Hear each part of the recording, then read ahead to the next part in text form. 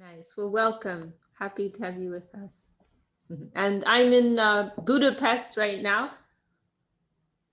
Okay. We had some really, really sweet programs over the weekend. We had a meeting at the home of Maheshwari on Saturday. Some of you know Maheshwari from California. She spent at least 6 months, I think, doing service there. And then yesterday we had a program at the home of Mahiyashi, another devotee, Mahiyashi and Purnananda, and was just so really very nourishing. We had some very, very sweet kirtan and some lively discussion, and was very, very happy.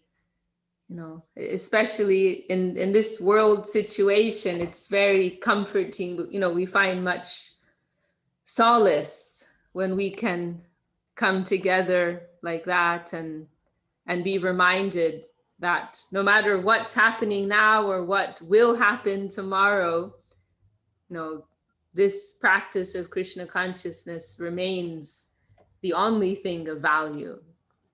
And we can always take refuge in that, you know, whatever is taking place.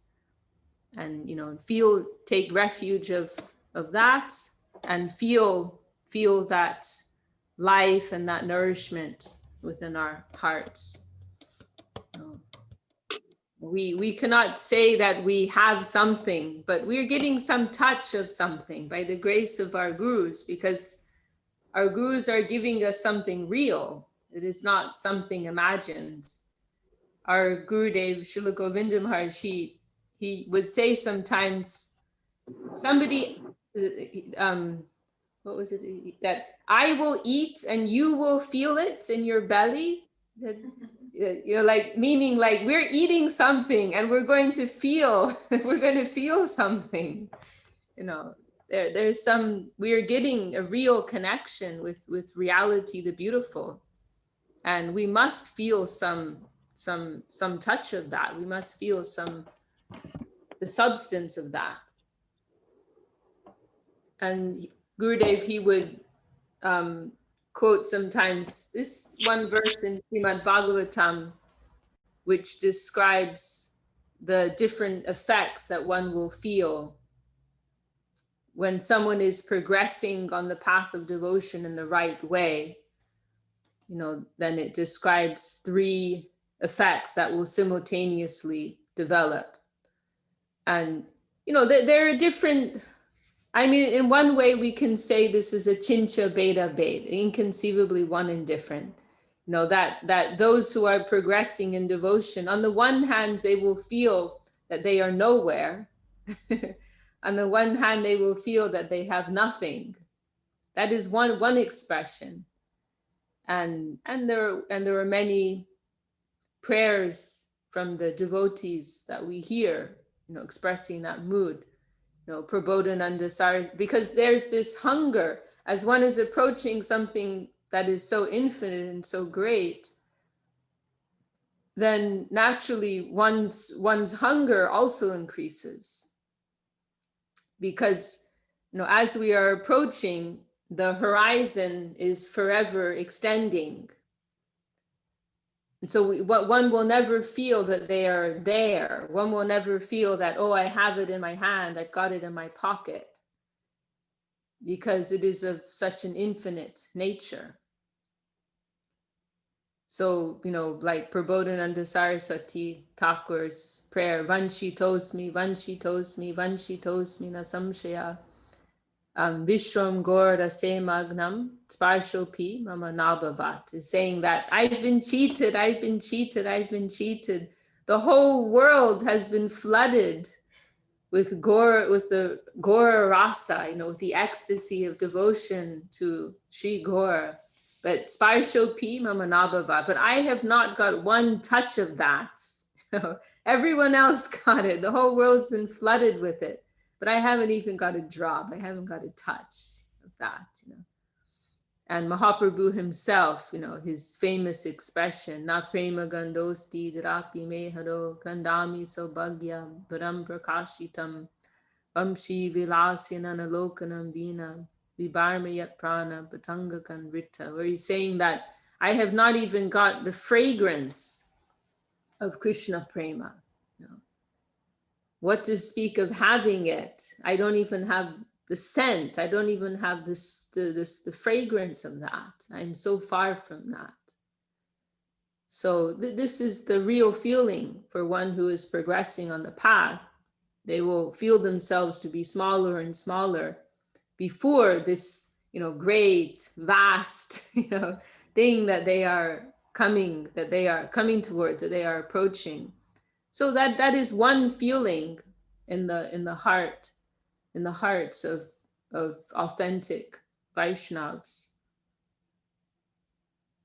Raghunath Das Goswami, there are so many prayers which are expressing this mood.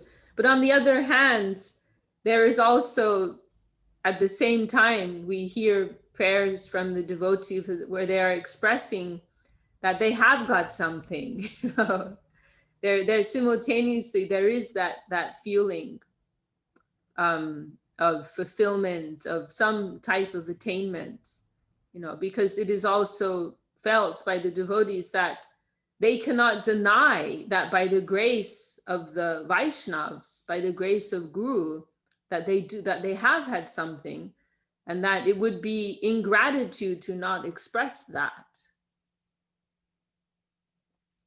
Srila Krishnadas Kaviraj Goswami expresses this in Chaitanya Charitamrita. He's with some shyness. He's speaking of the mercy he received from Nityananda Prabhu, and he says, please excuse me, because normally, this is not how one should speak. It sounds arrogant for me to say what I have got, but at the same time, if I don't say that I've gotten something, it would be ingratitude. And I also know that whatever I do have, whatever I have received, it's not by my own merit, but it is only by the causeless grace of Nityananda Prabhu and Sri Guru and the Vaishnavas. So both of these feelings are in the hearts of the devotees. And Gurudev, our Gurudev, Srila Govinda Maharaj, he described this once as a chincha beta bed. This conception applies in many ways. Inconceivably one and different. Both are there. Both moods are there. And also, our Gurudev and our Param Gurudev Srila Sridhar Maharaj, they've both spoken of the necessity for us to, as Srila Sridhar Maharaj says in one place, to take stock, to make some type of assessment, just to be sure that we are progressing on the right path, that we are going in the right direction, that we're on the right train. Like Gurudev would give the example of a train sometimes, that if you want to go to Delhi, then you have to take the Rajdhani Express. You cannot take the Varanasi Express, if you want to go to Delhi. You have to make sure you're on the right train. So, we cannot be blind, and we do need to make some assessment. Are we going in the right direction? Srila Gurudev, he would give the example of what's called a saltamami. It's an Urdu word, an Arabic word, which means a type of accounting that is made at the end of a financial year, and an assessment of all of one's debit and credit. So he said we should make a saltamami of our spiritual practice, how much we are giving, how much we are not giving, how much are we investing in this, and how much are we depreciating, how much are we misusing our energy, using our energy in things that are taking us away from Krishna consciousness. We may not be able to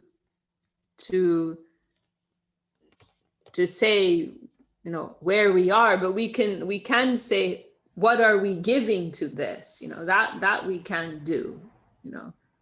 Just like if you've planted a seed, then the sprouting of the seed is not up to you. But what we can do is we can make sure we're watering that seed. We're fertilizing that soil. We're ensuring that there's sufficient sunlight, et cetera, et cetera. That is within our, capacity. That is within our jurisdiction. But what I was coming to before is one verse in Srimad Bhagavatam that Gurudev would quote sometimes. And this is it's a very helpful verse because it's a question that comes up from the devotees. How can we know we're making progress? This is a common question that comes up. And so Gurudev would respond with explaining this verse. Bhakti parishanu bhavo viraktir anyacha chaisha chika eka kala prapadya manasya yatashnatas tushti pushti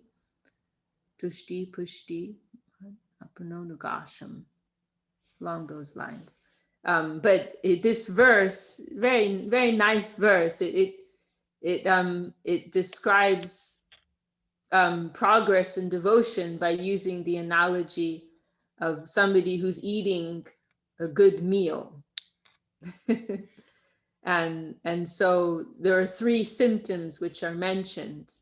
When you are eating a good meal, then there are 3 things that take place simultaneously. 1, you feel your hunger going away. 2, you feel some strength, you feel some nourishment in your body. And 3, you enjoy the nice taste. You feel pleasure due to the taste. And so then in terms of devotion, it is mentioned the one's hunger leaving is compared to one's growing detachment from worldly things. One will feel, less attachment to the things of this world, to the attainments, to the ideals of this worldly plane. And it's interesting because it's one of those things that can develop, gradually. I mean, like if we look at ourselves right now, we may feel, oh, I'm full of so much material desire. But if we look back, we think of ourselves 1 year ago or 5 years ago or 10 years ago, think of some of the things we were doing or some of the things we were attached to, then we may feel, oh, actually, there has been some change. There has been some progress. It is like, the example is often given of a parent raising their child, has a newborn baby, who's growing. If you're analyzing the child day to day, then you may not see very much going on. And so sometimes I come across parents who are a little paranoid. They're afraid that their children aren't developing at the normal rate. Seriously, I've had several parents express their concern about this to me. They're like, oh, my child just likes to play all the time. Excuse me, but your daughter is 3 years old. Don't worry. I don't know if she's maturing at the proper rate. She should be sitting in the program. She just likes to play all the time. Like, she's 3, she's 4 years old. Relax. But anyway, if we're like assessing the child every day, we may not see so much growth. But if we compare year to year, then we will see, there's a lot of development taking place.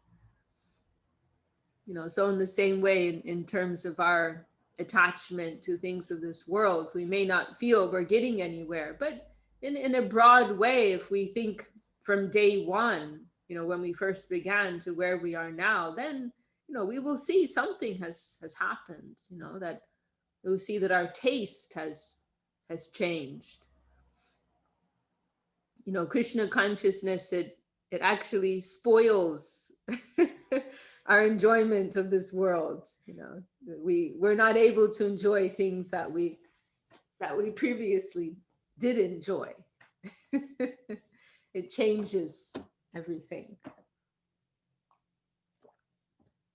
There was something else I wanted to say about that, but I don't know if I can remember now. Anyway, so that, oh yeah, I remember now. There's one place where Srila Sridhar Maharaj is discussing this point, and he said we may even experience that things that previously we found enjoyment in, if they were today offered to us or presented to us in some way, we may even become angry about that. Such a dramatic transformation can take place, and I've been speaking about like things of this world, but it can also apply to different tendencies, that we had, like, for example, the tendency for criticism, that's something I've experienced within myself, that previously I was more comfortable with being critical of others, but then 1 year, 2 years down the line, and that somebody may come to you bringing something up. Previously you would have been in that conversation, and now you're feeling some discomfort, some genuine distaste within your heart, that this is distasteful. I don't want to discuss this. I don't want to enter into this, different habits, that we may have had, like, how many devotees do we know who had, serious intoxication, issues, and now they're, just have disgust for those things. So anyway, so that's one point. And we don't want to oversimplify these issues. There are many stages that we will go through. Sometimes old attachments will resurface, in the course of our progress. There's also our gurus also speak of a purging process that will take place, and in the course of that, old attachments, they may resurface and become more prominent for some time. So I don't want to oversimplify this issue, but in a general sense, there will be a greater degree of detachment from worldly habits, tendencies, things of this world, that will develop within us if we are proceeding in the right way. And then the second point was that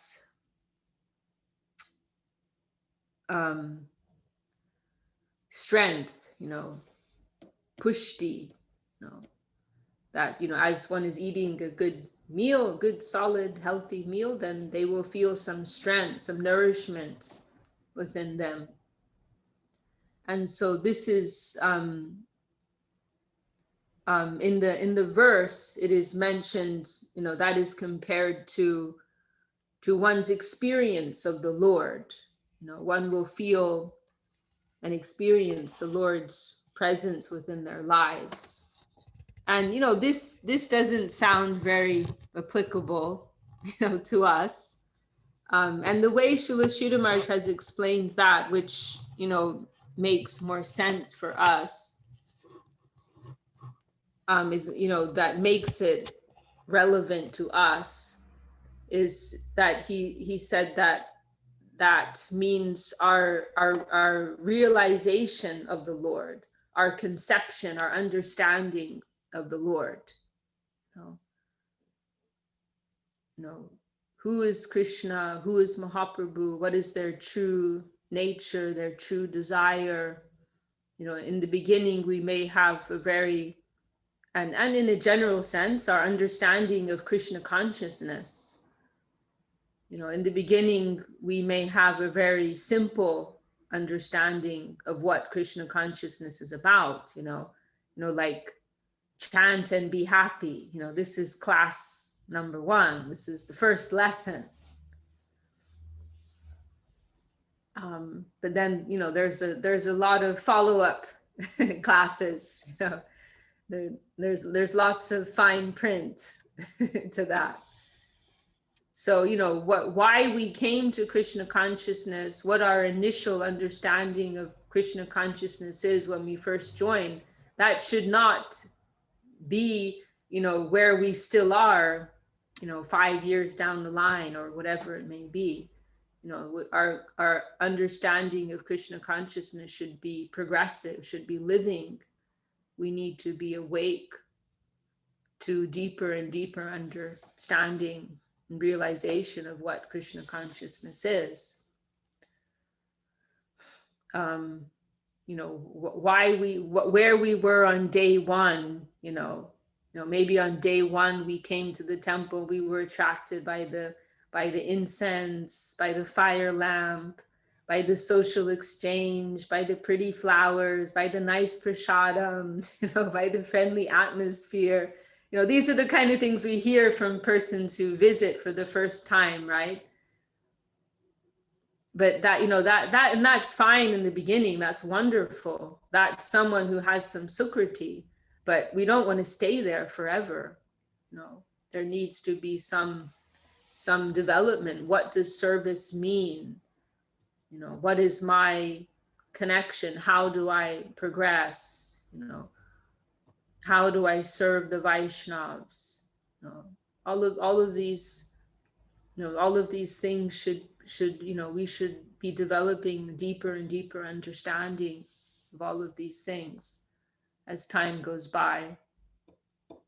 We don't want to be the person who's been practicing for 30 years and realizes that the devotee who took initiation yesterday has a much more profound understanding of what Krishna consciousness is.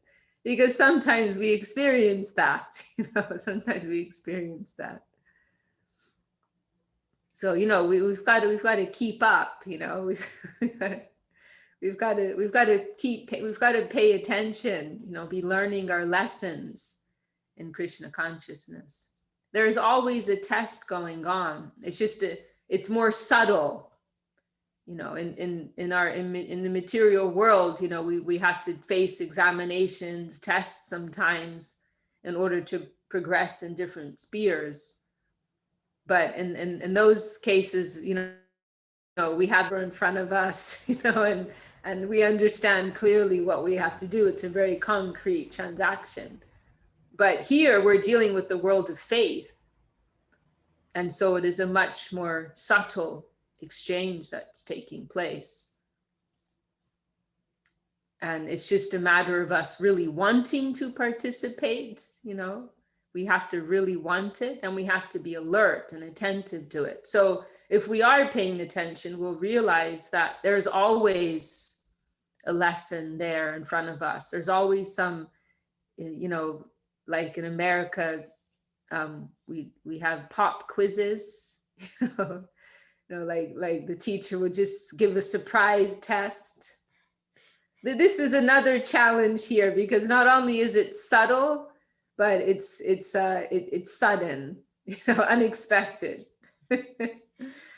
So, we are being, it's always, sometimes we use the analogy of a video game, like there's so many levels that you need to progress through, so in the same way, there are so many levels of realization that are waiting for us. We are there, you know, there's class 1, there's class 2, there's level 1, level 2, level 3, level 4. You know, we are in a, according to our level of realization, we are in a particular level. We don't want to remain there. We want to progress and come to deeper and deeper understandings. And that opportunity is always in front of us. And the means to progress to the next level, it's always in front of us.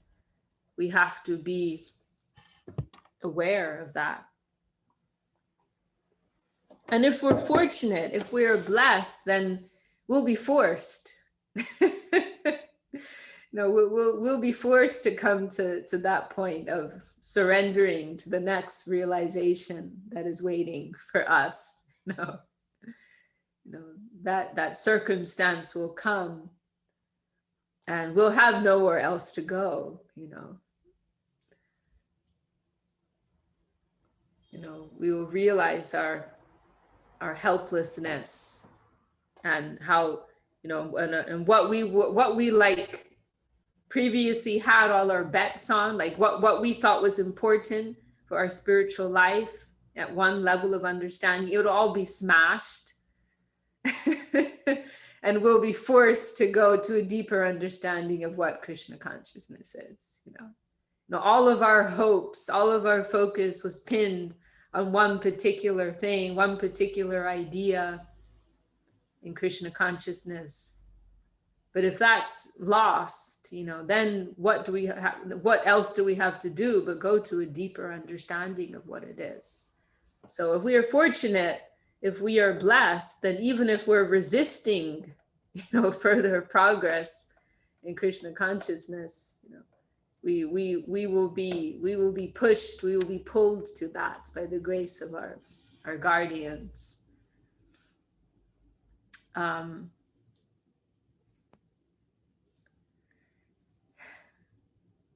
So increasing detachment, developing our understanding of what Krishna consciousness is. And then the third point, the taste, the enjoyment of the tushti, the pleasure of the taste of what you're eating. That is compared to devotion. Devotion is the best part. It's the essence. And so again, when we hear devotion, I'm not so sure about that. How am I supposed to say, oh, my devotion is developing? Yeah. How's the Bhakti meter today?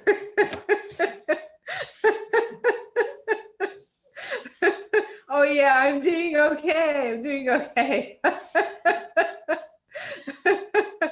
So I wasn't so clear on that one, but then again, Srila Sridhar Maharaj,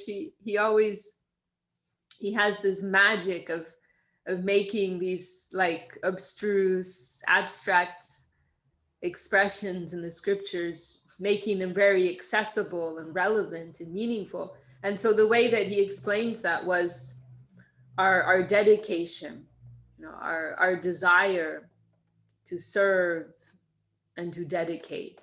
We cannot measure our devotion, but we can look to see how much is our attachment for Krishna consciousness, for service, for sadhu sangha, all of these things. How much is that, developing?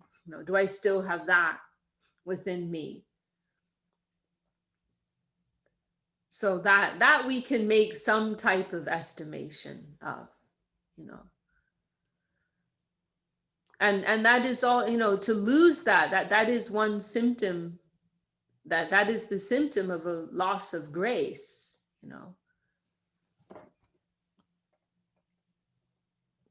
that may be a symptom of aparad, of offense.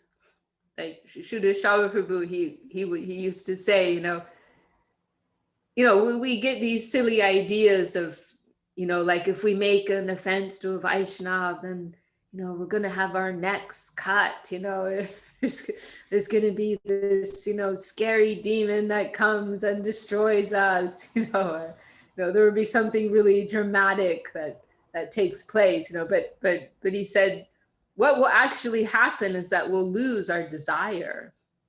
We'll lose our desire, we'll lose our enthusiasm. We won't feel the desire to have the association of the devotees. We won't have any desire to engage in service. We'll simply lose our desire, lose any attachment that we had.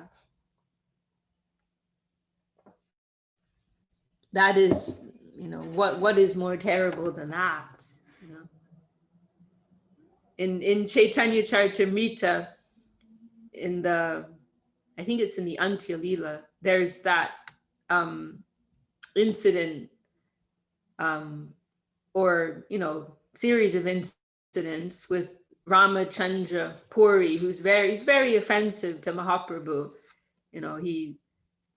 He's very envious by nature, and he was a disciple of Madhavendra Puri, and initially he was critical of his guru, and then later he was critical of even Mahaprabhu.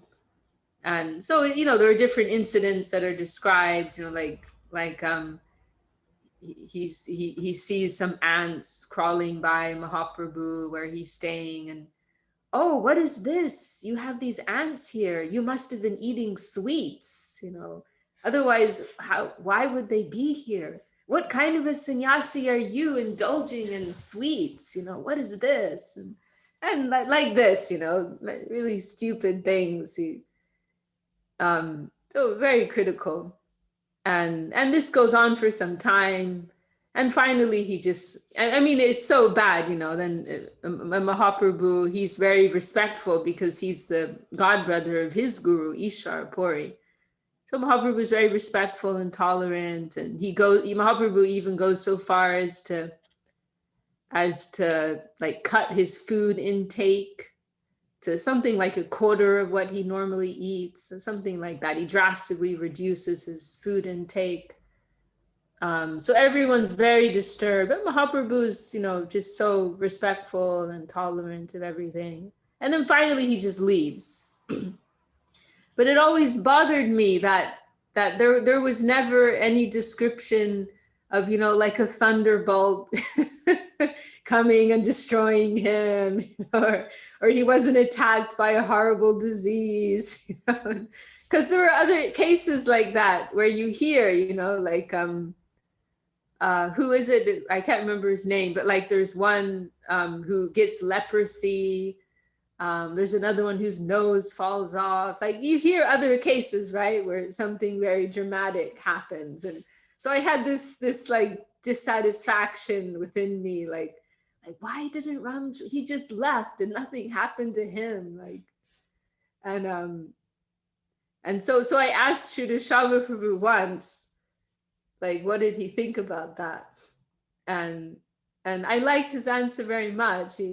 He said that just for him to be in the company of Mahaprabhu, all of the associates of Mahaprabhu, and to not be able to appreciate that, like what is worse than that? Like what more of a punishment do you need? He's there in front of Mahaprabhu himself, what an incredible opportunity is before him, and he misses out on that. He didn't get anything out of that. Like what is worse? What more punishment do you need? We just had a comment from Chintamani about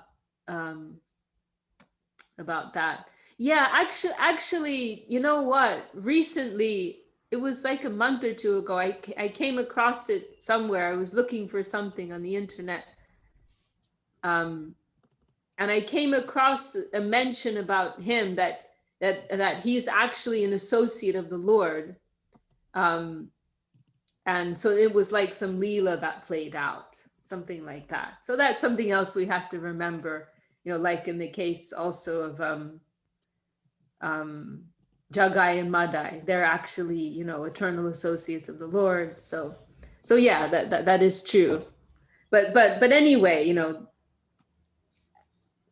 I'm just making this point, that is the ultimate punishment, just to not have appreciation for what this is. What could be worse than that?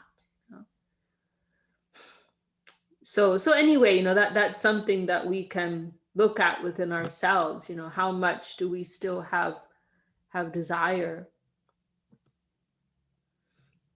No matter how low we are, no matter how far we've fallen, how degraded we are, how far away we feel, if we still feel within our hearts, some attachment for Guru, Vaishnav, Mahaprabhu, we still have some desire to serve. We have attachment to Hari Katha. We want to hear Hari Katha. We're still feeling that within our hearts. Then we're okay. We're still on the boat. I mean, like there are some devotees I keep in touch with who don't have any association. They're like living in the middle of nowhere. But I'll have like the most profound conversations with them. That fire is burning in their hearts. That ideal is burning bright within their hearts. So, Lolyam, Krishna Bhakti Rasa Bhavitamati Kriyatam Jadi Kutopi Labhyate Tacha Lolyam Api Mulyam Ekalam. What is it? Tacha Lolyam Api Mulyam Ekalam. Oh, Chinmoy, what do you remember that? I've forgotten the last line. Tacha Lolyam Api Mulyam Ekalam Janma Koti Sukriterna Labhyate. But this famous verse of Srila Rupa Goswami, that, we cannot get the ecstasy of Krishna consciousness by performing so many thousands of pious activities, but we can only get it through our lolyam, through our sincere desire to have it, through our hunger. We have to want it, have the hunger for it. Yes. Tacha lolyam api mulyam ekalam janma koti sukriterna labhyate.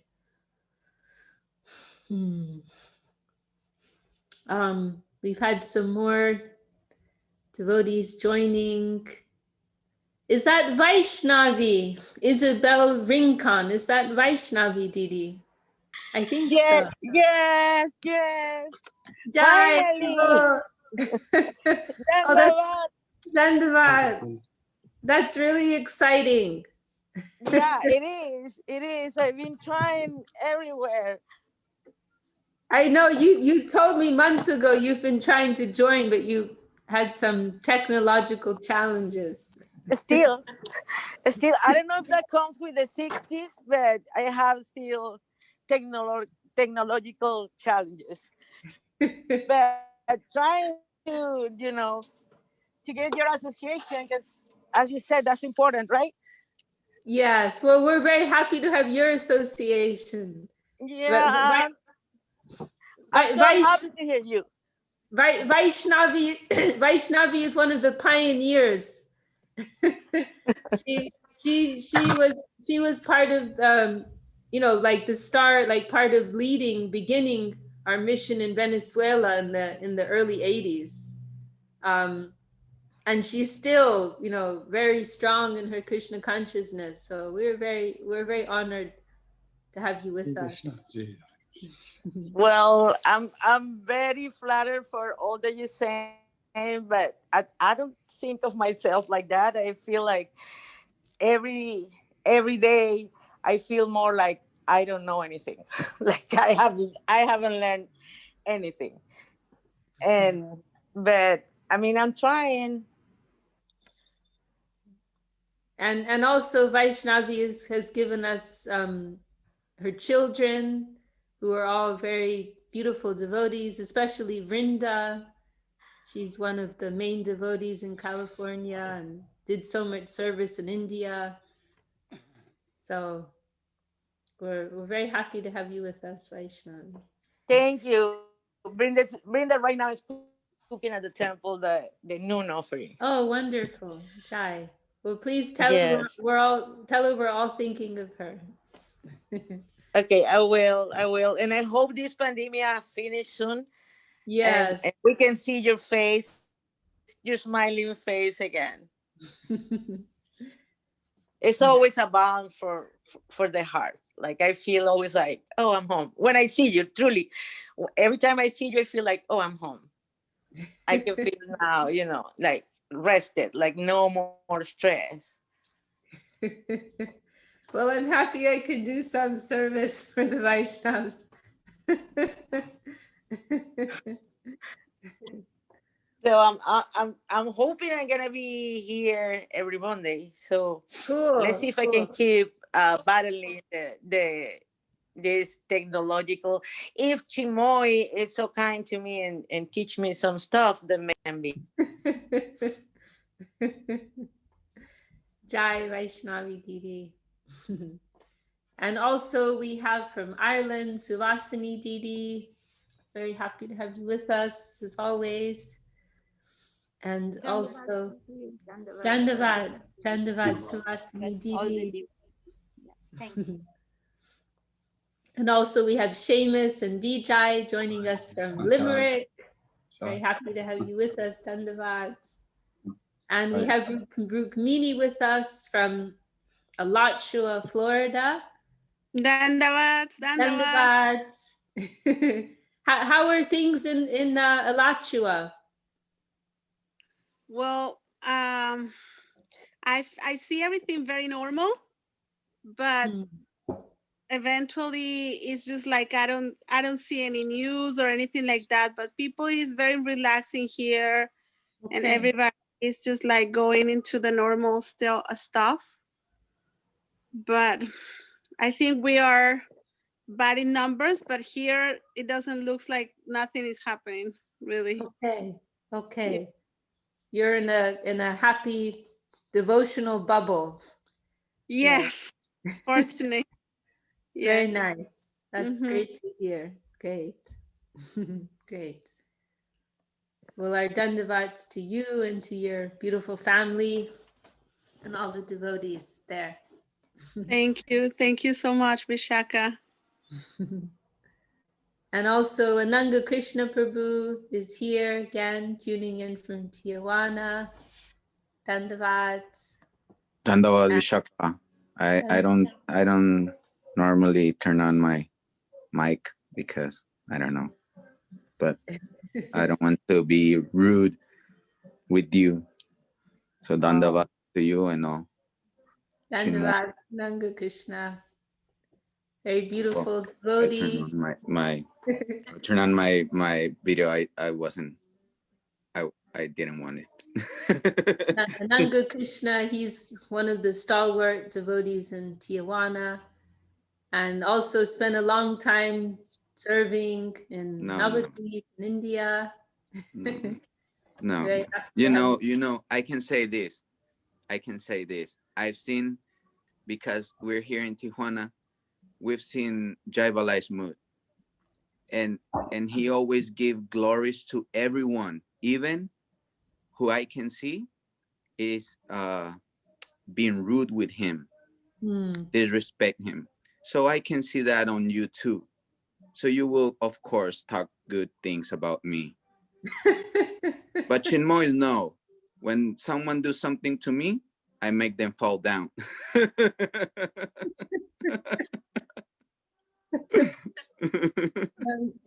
Dandavad, I'm sorry.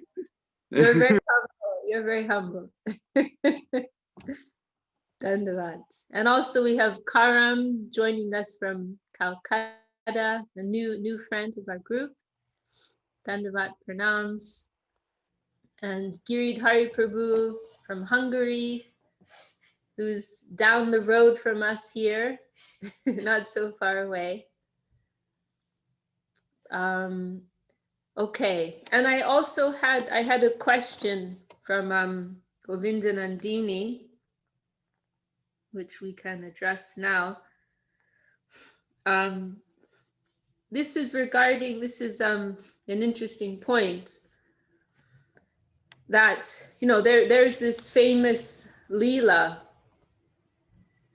the Brahma Vimohan Leela, means the bewilderment of Lord Brahma, described in in Srimad Bhagavatam, there's this chapter, and everybody knows that pastime when Lord Brahma, he's observing Krishna in Vrindavan, in Gokul, and he's seeing some of the things that he's doing, and he's wondering who he is. He's hearing all these rumors, and so then he decides to test Krishna to find out who he really is, and so he steals all of the cows and the cowherd boys, and then 1 year later he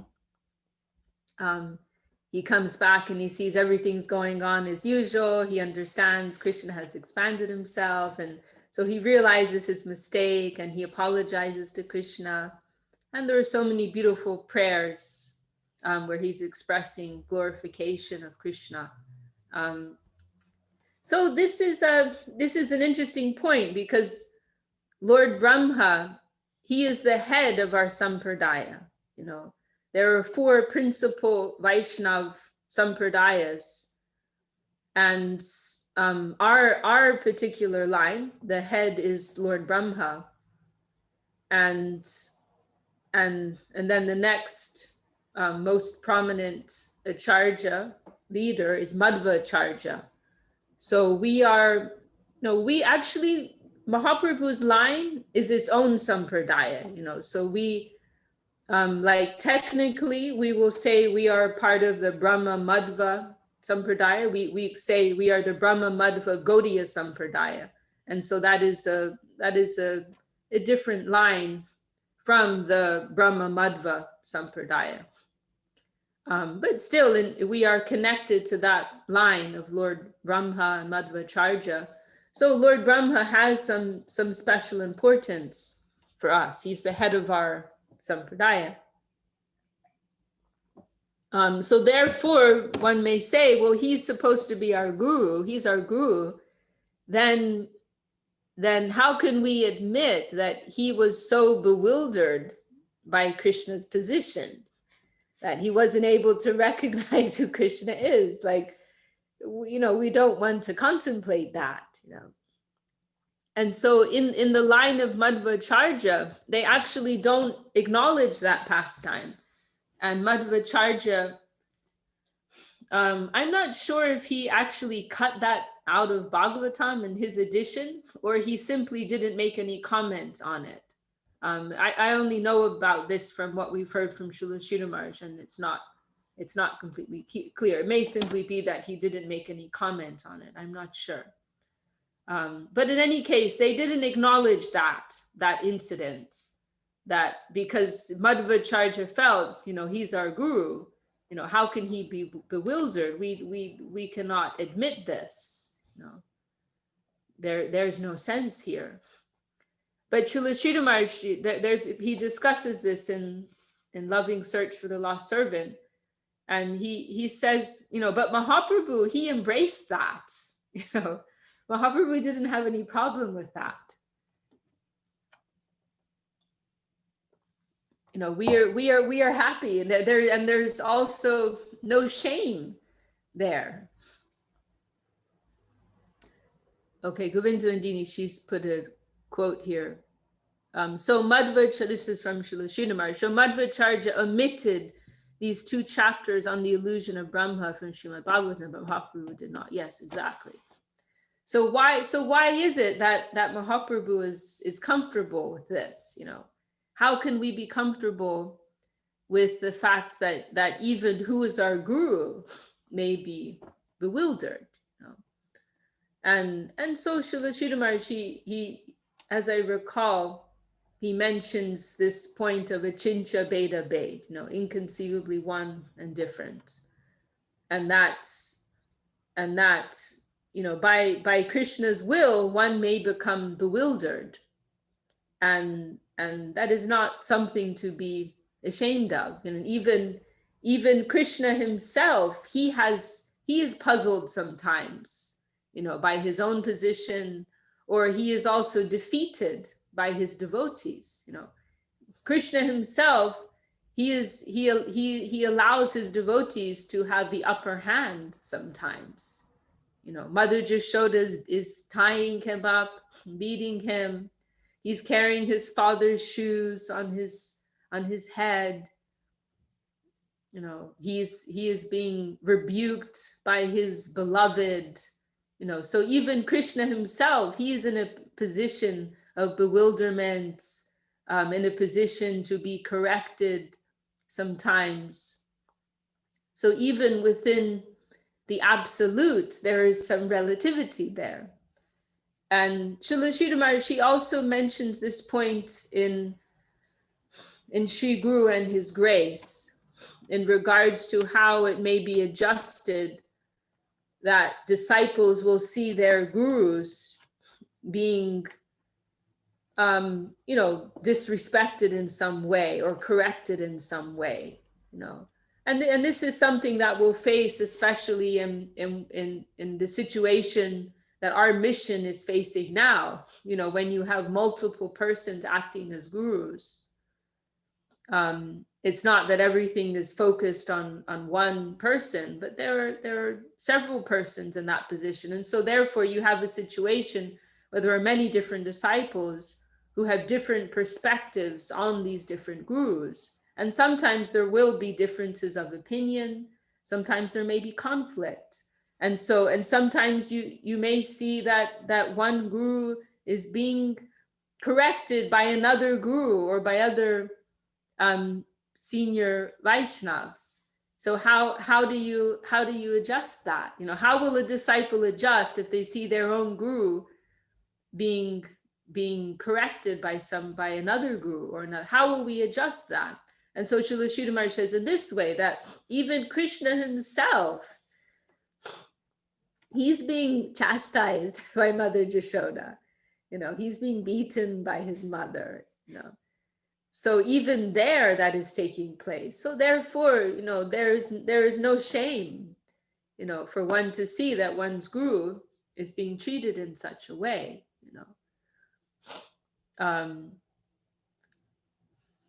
So yeah. Does that address your question? Does that make sense, Govindanandini?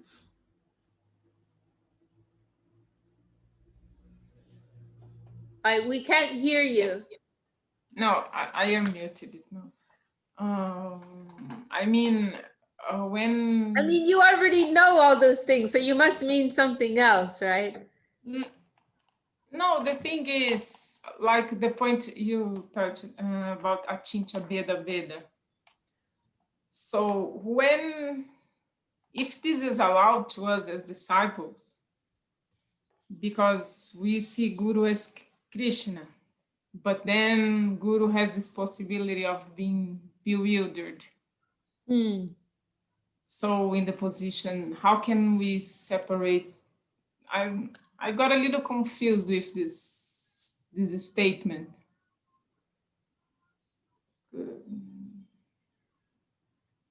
Well, I mean, both sides are there. It is like we are singing in the morning, what is it? The verse. Kintu praborya priya eva tasya. What is the first line of that verse? Yasya prasada. Shakshad daritvena nasta shastra uktasta taba vyateva shadbi kintu praborya priya eva tasya vande guru shri charanaravind. That all the scriptures, they declare that you are Shakshad Hari, that you are Hari himself, you are the Lord himself, you are non-different from the Lord. Kintu praborya priya. But at the same time, we see you as the most beloved to the Lord. You are the most beloved devotee of the Lord. So both visions are there. There is that aspect of seeing Guru as the Lord himself directly. And then there is also the other aspect of Guru as being the most beloved servitor of the Lord.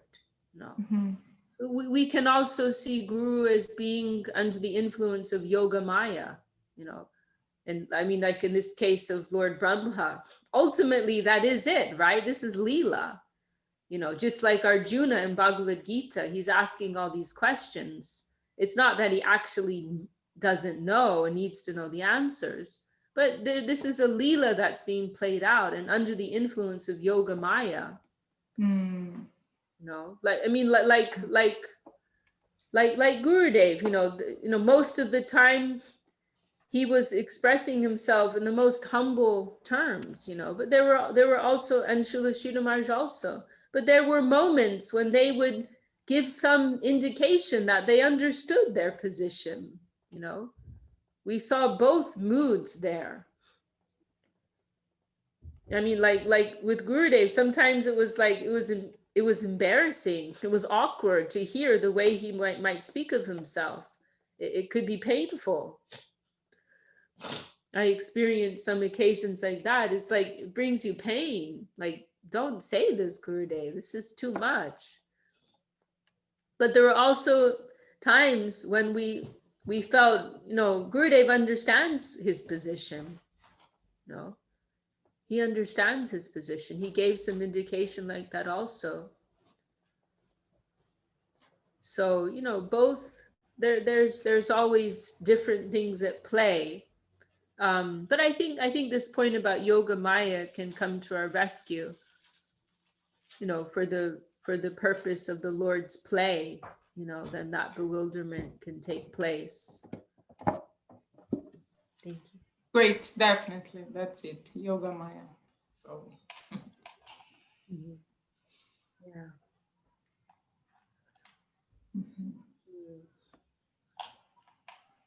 There's I mean another thing about Lord Brahma is that Lord Brahma is a post, right? So I mean, I think I'm going off topic now. I'm just thinking that we've closed that discussion. But you know, Lord Brahma is also a post. So there are different Lord Brahmas, you know, like which Lord Brahma, you know, it's an individual. You know, he's an individual.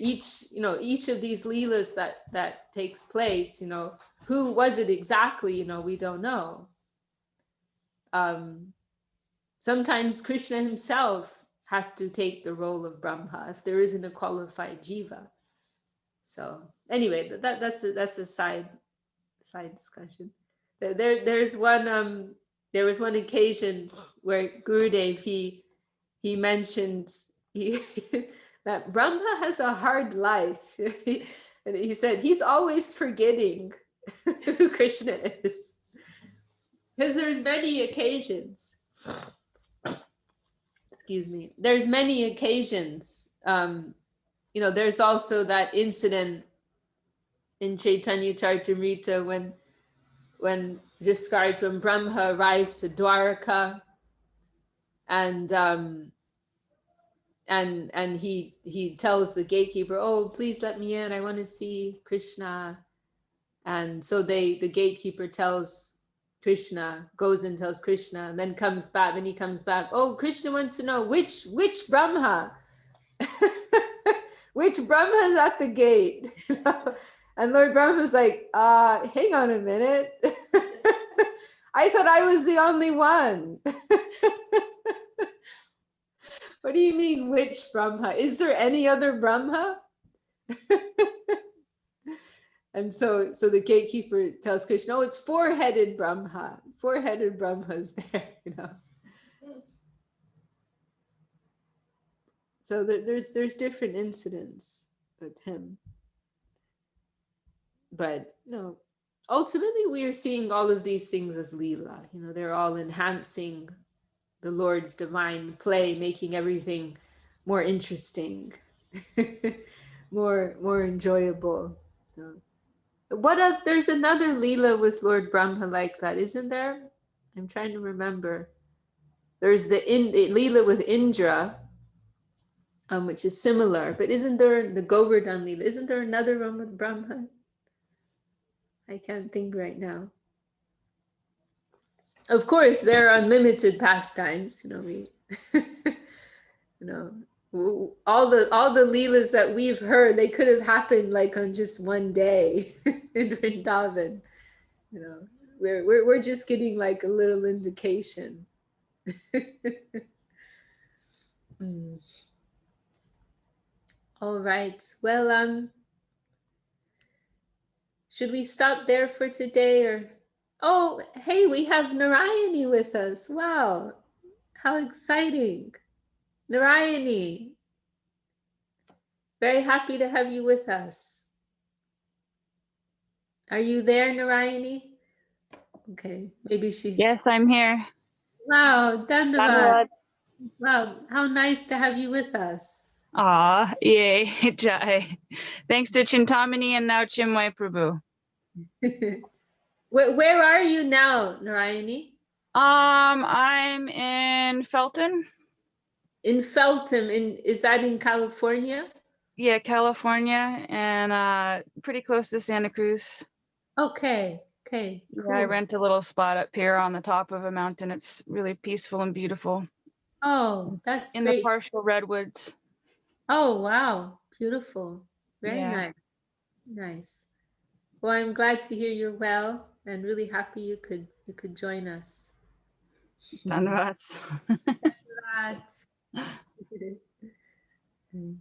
It's really beautiful to see you. Oh, well, and beautiful hear to see you too.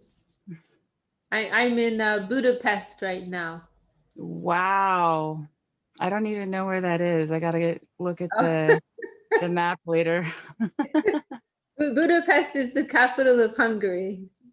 Oh, okay, nice.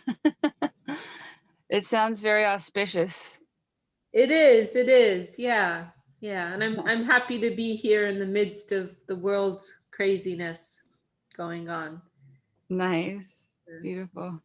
Good place to be. Very sweet devotees here, and they're all very, very kind. Yeah. Nice. How many devotees are there?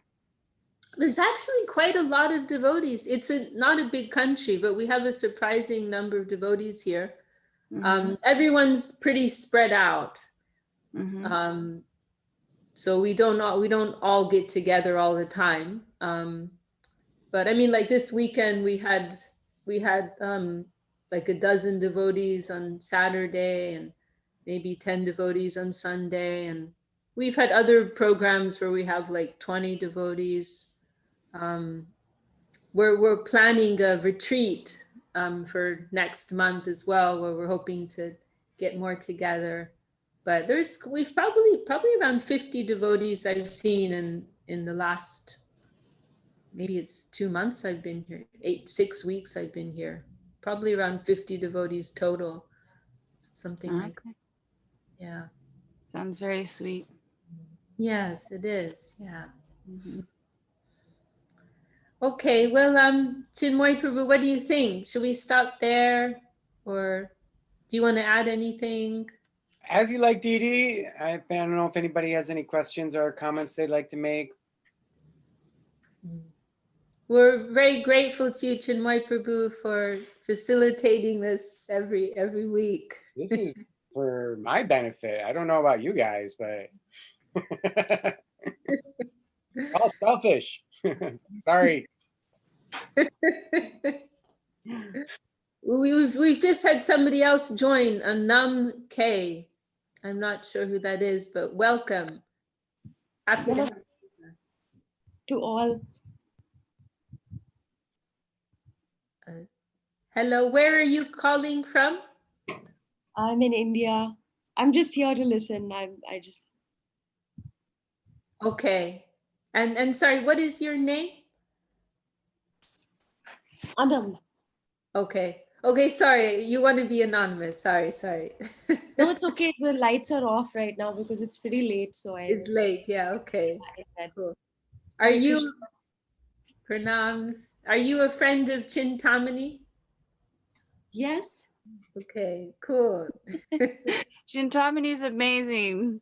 She is. She's I can see her right now. She was so happy all the time. she's keeping me connected. She's like endless energy. It's amazing. Right. Beautiful. Well, we're happy you're joining us, Anam.